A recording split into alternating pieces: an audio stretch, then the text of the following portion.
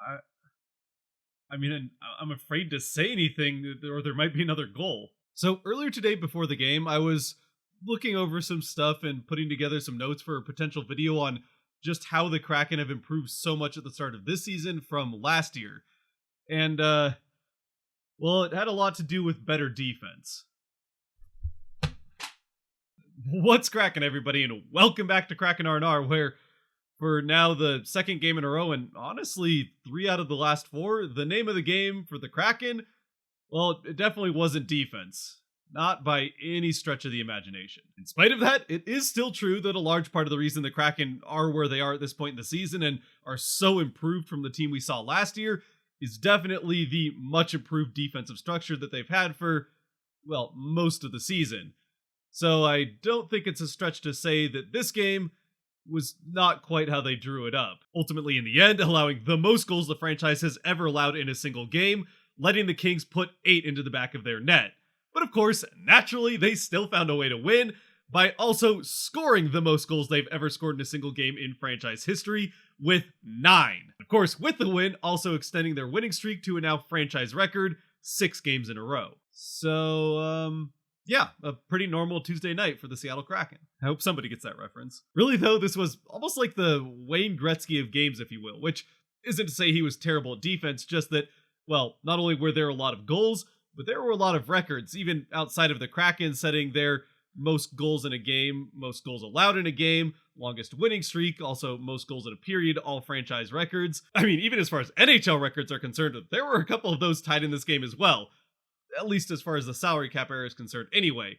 That being the most goals scored in a game between two teams with 17 in this one, tying a record set last year between the Leafs and Red Wings in a 10-7 game. It also tied a record for most game-tying goals in a single game, and I think that one was just straight up an NHL record regardless of era, as well as again, at least as far as the last 30 years are concerned, record for most goals given up by a winning goaltender.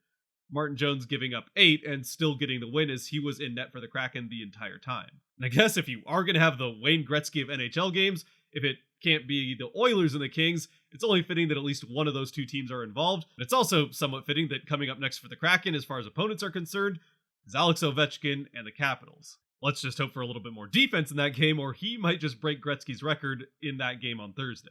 And no, I have no idea why I'm wearing a yellow undershirt, but it's far from the weirdest thing that happened tonight. Anyway, we better get into it because it's already getting late here. For one, it was a 7:30 start game, so with that being the case, I was kind of hoping this could be just a normal Kings-Kraken game that ends like 2-3, for example, and ideally in regulation.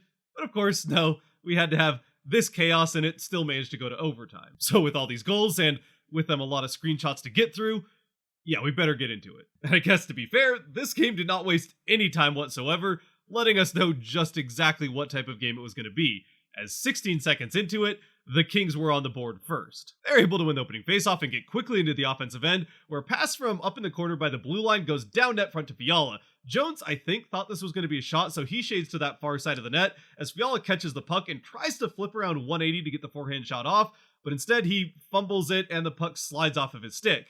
But of course, because this game was the way it was, that fumble of the puck turns into a perfect pass out to Kopitar between, I think, the legs of one of the Kraken defensemen.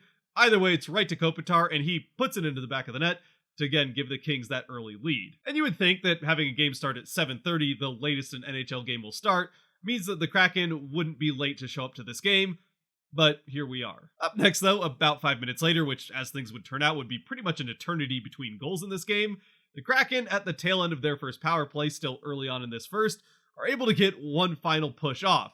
Schultz gets a pass along the blue line to Beniers, who skates up towards the net, eventually just firing off a shot, or actually I think he was trying to bank it off of Wennberg's stick next to the net, which it does go off of Wennberg, but the save is made. And the rebound comes right back out to Beniers, who picks it up and buries it into the back of the net to tie the game at 1, getting the power play goal and his 8th on the season, which not only extends his lead for rookie points to now 19, I think, at this point, but also ties him for the most goals by rookies with 8. Following Beniers' power play goal, which at the time also tied him with McCann for the most goals on the team, The Kraken continue to press, and 3 minutes and 20 seconds later, it's once again that Beniers line out on the ice. It's Eberle with the puck behind the net, circling around the corner and up the boards a little bit, creating some space for himself, eventually circling back down into the corner and passing it net front. A beautiful pass to McCann, who doesn't want to be outdone by Beniers, and he tips it in to give the Kraken the 2-1 lead. And for the Kraken, it's a 2-1 lead that would last just about 34 seconds, as right off the ensuing faceoff, the puck back down to the Kraken end. Dunn ends up taking off the helmet of one of the Kings players and heading to the box to send the Kings to the power play. And the Kraken to the penalty kill, where again, they're coming off of maybe the worst game penalty kill-wise the Kraken have ever played. And that just gets worse here, as seconds into the power play, the puck's in the back of the net and the game's tied at 2. It's a shot from the blue line that is tipped in on a very nice hands-eye coordination play by Arvidsson. It did kind of look like this might be a high stick that put the puck in over Jones, but after they take a bit of a look at it, they decide not to go to replay. Honestly, I don't even know if they really did take a look. Either way, there's no replay. The puck is dropped in. Away we go with the game tied at 2. It's okay though, nothing to worry about, because 3.5 minutes later, the Kraken are back on the power play for their second one of the game, and just like the Kings before them, they're able to respond to that quick power play goal for the Kings with a quick power play goal of their own. As just seconds into the power play off the faceoff, Sprong is able to fire a shot off, not at the net, but at Wennberg's stick, once again right next to the net. And just like Beniers, he's able to hit that stick, but this time, Wennberg's able to chip it up and through the armpit of Quick and into the back of the net.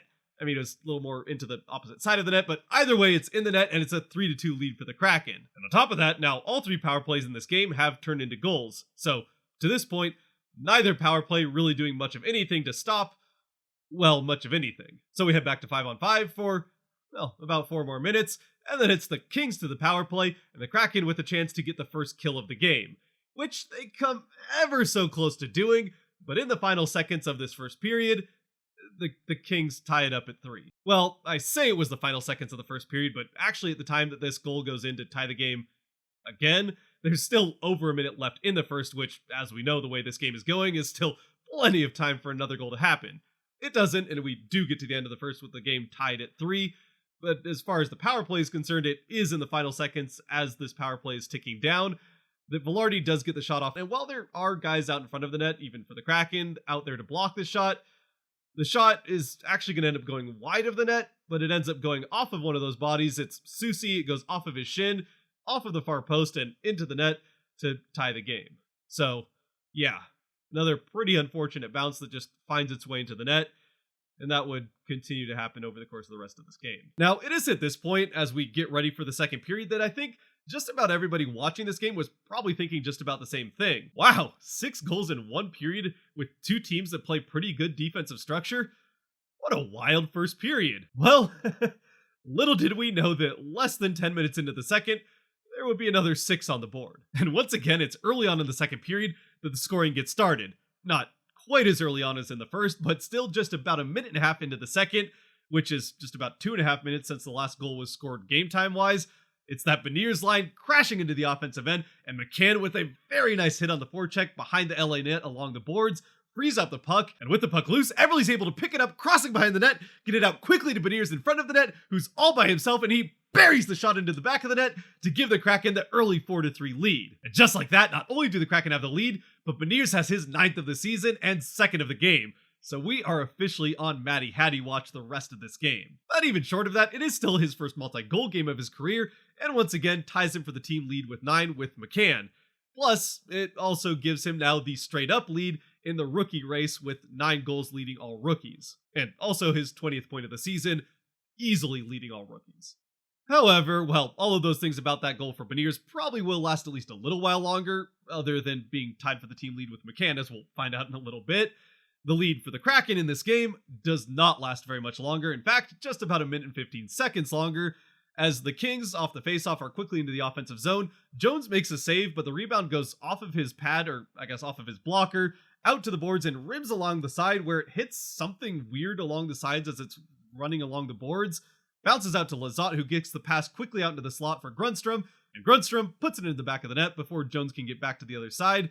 And just like that, the game is tied at 4. Once again, it's kind of a weird and unfortunate bounce for the Kraken that ends up leading to this goal, but there's also a wide open Grundstrom in the slot that's able to get this shot off that really probably should have had a little bit more presence defensively in that area. Either way, the Kraken can't seem to keep a lead. What they can seem to do, though, is regain leads, as just 2 minutes and 10 seconds later, the Kraken rush back into the offensive zone. Eberle gets it up to Larson as he drives down the slot on that side, but instead of taking the shot, instead he drops it out for McCann, and McCann fires off a shot that goes right into the back of the net.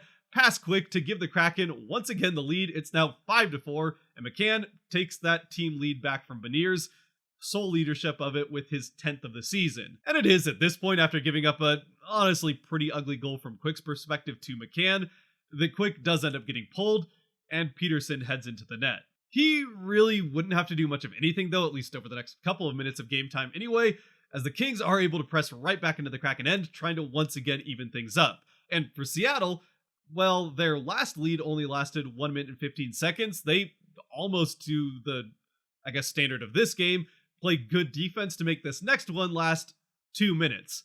However, it ends with terrible defense as Schwartz just straight up turns over the puck in the corner down in the defensive zone, right over to Fiala, who of all people is probably the last one, or one of the very few last guys you'd want to turn it over to. And to make matters worse, he finds Kempe wide open with nobody even within a couple city blocks of him, right in the middle of the slot, and Kempe has his pick of places to put the puck, picks one of the good ones, and ties the game at 5 just 2 minutes after the Kraken took the lead. And at this point, you might be wondering why the Kraken don't just pull Jones like the Kings just did with Quick. After the game, Hackstall said it was largely because they just didn't feel like Jones was playing all that poorly and was giving the Kraken a chance. And to be honest, I kind of agree with him. All the goals that have gone into this point really have not been on Jones. The first one, he kind of does go a little bit out of position on a shot that was probably going wide anyway, and then the weird thing happens where the puck slides off Fiala's stick accidentally right to Kopitar. That part's out of Jones' control. Past that, it's a couple of bad bounces, a weird one off the boards, one off of Soucy's leg, and a nice tip that could have been a high stick that he had no chance on anyway. So, yeah, it's not great that 5 goals have gone past him, but it's just kind of been one of those nights, and it's not like he's really been letting in bad ones. In fact, he'd actually made some pretty nice saves to this point, and would actually make a few more as the rest of the game would go along. Now, the defense in front of him was straight up awful, and the penalty kill may as well not even been on the ice. So I guess you could still consider pulling him just to save him from the defense in front of him. But then you're putting Grubauer into the net, which, while he is healthy, he's just freshly back off of injury, and you don't really want to put him out there to get shelled behind that defense either. After all, he already had to put up with that all of last year. The good news, though, for Jones and the Kraken is that they would soon get to play with a lead once again, as just about 45 seconds after this now 5th game-tying goal, the Kraken are back into the offensive end, and while the Kings do end up with the puck, they are unable to get it out of their own end as they turn it over at the blue line to Sprong, who takes it right back down along the boards. Just as he's about to go into the corner with the puck, instead of crossing the goal line with it along the boards, he just throws it at the goal with a tight angle. Not much hope of actually scoring, just looking for either a rebound or maybe the puck to be frozen and a face-off in the offensive end. Instead, though, it goes off of the blocker of Peterson, straight up in the air and straight back down behind him and into the net to give the Kraken the 6-5 lead. Certainly one of the flukiest and funniest goals we'll probably see all season, but again, that's just kind of how this game has been going on both ends of the ice, and this one gives the Kraken the lead. And it's a 1-goal Kraken lead that would last 2 minutes and 20 seconds or thereabouts anyway, right until there's another defensive zone turnover. But it's a Kings defensive zone turnover as Velarde just passes it straight to Bjorkstrand as he's crashing down the middle of the ice. He gets a free chance off on net and he buries it for his 3rd of the season. And the Kraken 1-goal lead turns into a Kraken 2-goal lead. For Velarde, yeah, that's a dang it. But the Kraken will happily take it. And for the first time this game, there's a 2-goal lead on either side. And 10 seconds later, we reach the half point of the game. It's 7-5. And we're 10 minutes into the second period. So at this point, the game is on pace for a 24-goal, 14-10 Kraken win. Now, things did slow down a little bit, but not a lot. Just about 6 minutes later, the Kings get the first power play of the period. And just as a reminder, since it was now 6 goals ago, the first period saw 4 power plays, all of which scored. So I think going into this one, we were all pretty much expecting that it was going to be a 7-6 game pretty quickly. And it does end up being a 7-6 game pretty quickly. It just takes until after the power play, as technically the Kraken are able to kill it off. But just as the power play comes to an end and Bjorkstrand gets back out on the ice, Anderson gets a shot off, and it's tipped nicely in front of the net, right in front of Jones by Kopitar, and just happens to bounce perfectly over to Velarde, who puts it into the back of the net, making up for his earlier mistake, and now once again bringing the Kings to within one. It's 7-6. Just as we predicted, only it happens after the power play, and it's not technically a power play goal, but it might as well be. So definitely not ideal, but hey, there's still 4 minutes left in the second period, which, the way this game is going, is plenty of time for the Kraken to score at least one more and try and take that multi-goal lead into the third. Honestly, with the way this game is going, there could still be a couple of goals scored in the rest of this period. But as we get through the next 4 minutes, it doesn't look like that's going to happen, right up until the final 30 seconds, where Wemberg has the puck behind the LA net, and he's just kind of camped out there with it without really much of anybody coming to challenge him. He's looking for a pass on one side, then the other, then back to that side, then back to the other side, eventually finding Burakovsky out near the faceoff dot, and Burakovsky kind of hangs on to it for a second, then fires off a shot and buries it into the back of the net to give the Kraken the 8-6 lead. 14 goals in 2 periods of play. And for Burakovsky, when the Kraken had 7 goals, he had not had a single point in all 7 of those. So it did kind of seem like it was weird that the Kraken would score 7 times and not have their leading scorer be a part of it. But he fixes that here with just 21-ish seconds left in the second. So we head into the third with the Kraken holding that 2-goal lead and needing just one more for that franchise record, 9th goal in a single game. Plus, they only need one more from either Beniers or McCann to get that first ever franchise hat trick on the road. But then, the strangest thing starts to happen. Really, it comes from both teams as they start to play what almost looks like defense. There's no goals within the first couple minutes of this period, which is a surprise in and of itself, until eventually the Kings do end up getting a power play. Okay, right, we're back on track now. We know where this is headed. The Kings are going to get a power play goal, or at least they might have, if within the first few seconds of this power play, they hadn't sent one of their guys to the box to send this game to 4-on-4, which, perfect. That's just what a game like this needs, is more open ice.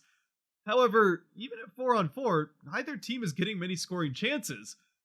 And then eventually it's all killed off and we get through the first 10 minutes of this third period without another goal. What's happening? Well, whatever it was, whether it was that the refs switched to pucks that weren't magnetized to something inside of both of the nets for the first half of this third period, or if the hockey gods just decided to take a break on the scorekeepers, highlight reel editors, and those of us trying to take notes and keep track of this game on social media, it all kind of just stops right at about this halfway point, as a minute and a half after the halfway point of the third period, the puck's in the back of the net again, and once again, it's a weird bounce that puts it there. One of the Kings players, I honestly don't even remember who it is, takes a shot from up in the corner of the Kraken defensive end up by the blue line, and it takes a weird bounce off of Yanni Gourde's stick in front of him, and just goes perfectly in the top corner of the net past Jones, who was expecting the shot to go the other way, but when it deflects off of Gourde, it goes into the top corner and brings the Kings to within 1. It's now 8-7. And then, just about 2 minutes later, it's Anderson from the faceoff dot with a one-timer that, honestly, if there's one of the 8 goals that Jones would probably want back that he allows in, he's a goaltender, he'd probably want all 8 of them back, but if there's one of them that I think he probably should have come up with a save on, it's this one. He kind of just gets caught with a lazy glove hand, just kind of keeping it too low, and it beats him into the top corner to tie the game at 8. Now, I guess to be fair, Jones has been worked pretty heavily in this game, so maybe being a bit tired would be a little understandable. Either way, it's not particularly a great goal, and it does, now once again, for the 6th time in the game, tie the game. Which, somehow we would end up staying that way at the end of regulation, and we go into overtime with the game tied at 8, which I suppose, even though it does kind of suck that the Kraken blow a 2-goal lead here in the third to get it to overtime, this is kind of a game that was always going to end up in overtime one way or another. It's just the way it had to be. And in overtime, just a couple minutes into it, the Kings, in a night that was full of a lot of big numbers, failed to somehow count to 3, putting 4 guys out on the ice, getting caught for too many men, and sending the Kraken to the power play. And on that power play in overtime for the Kraken, which is a 4-on-3 overtime if you weren't already aware of that fact, the Kraken are able to hold the offensive zone and just kind of pass the puck around the outside for a bit, holding the offensive end and not wanting to take anything too risky to risk either wasting time in that power play or worse, a shorthanded chance the other way. Either way, they keep it safe on the outside, looking for that good chance as Burakovsky plays catch with Dunn up by the blue line, then plays catch with Eberle down behind the goal line next to the net. Eventually, Eberle gets the pass up to Burakovsky, who used that pass down to Eberle to create a little bit more space for himself and sneak a little bit closer to the net.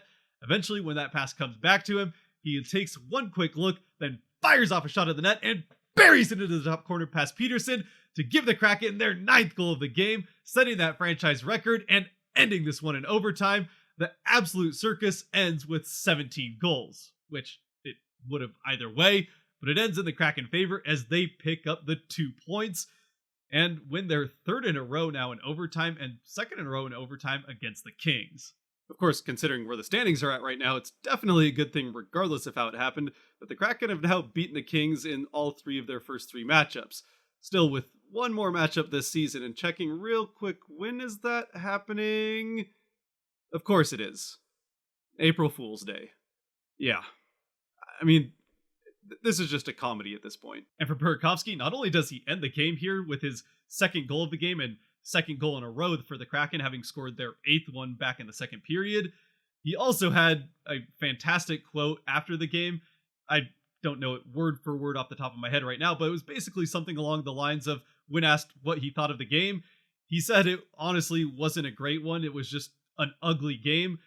The Kraken played an ugly game, and the Kings played an ugly game. And really, it's a lot of the same issues that we talked about against the Ducks, where the Kraken are just allowing this game to get way too open and open them up defensively, completely forgetting about the middle of the ice that they've been so good at locking down for the majority of this season to this point.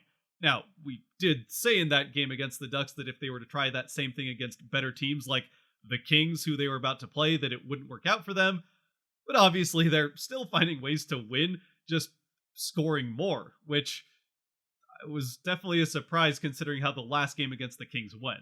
And just in case the 17 goals wasn't enough to convince you that there was absolutely no defense played in this game, well, if you go over to hockey stat cards, this is the Kings stat card from the game. Now, the dark blue is the defensive impact of each player, with negative obviously being on the left and positive on the right.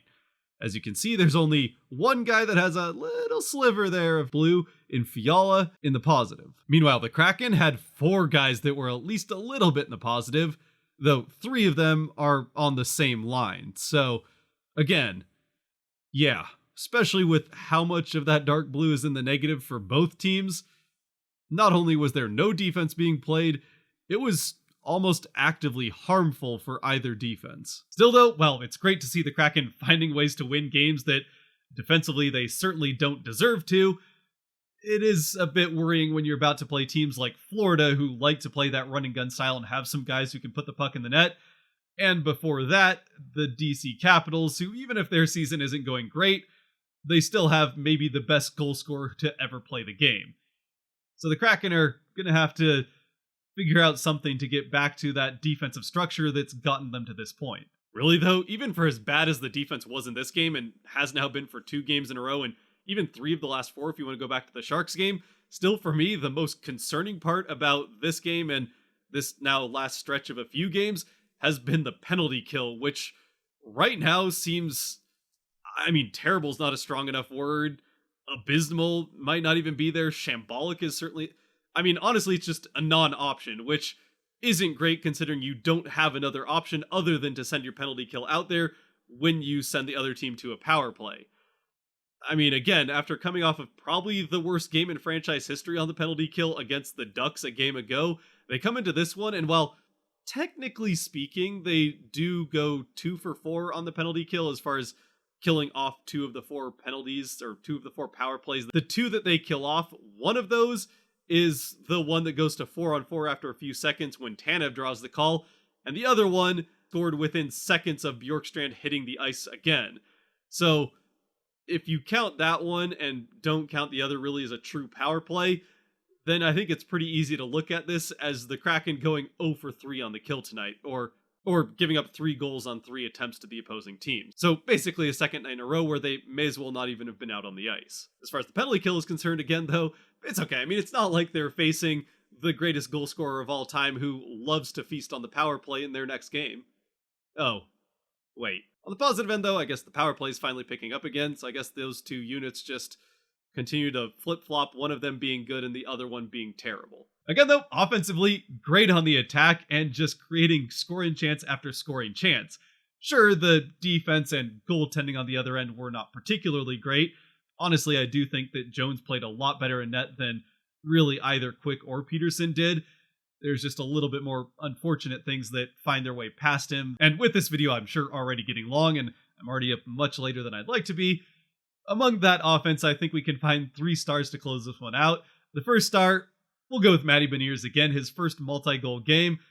Plenty of time to try and get that hat trick. He doesn't end up getting it. He does just end with the 2 points on the night, which there were some guys with more points than that.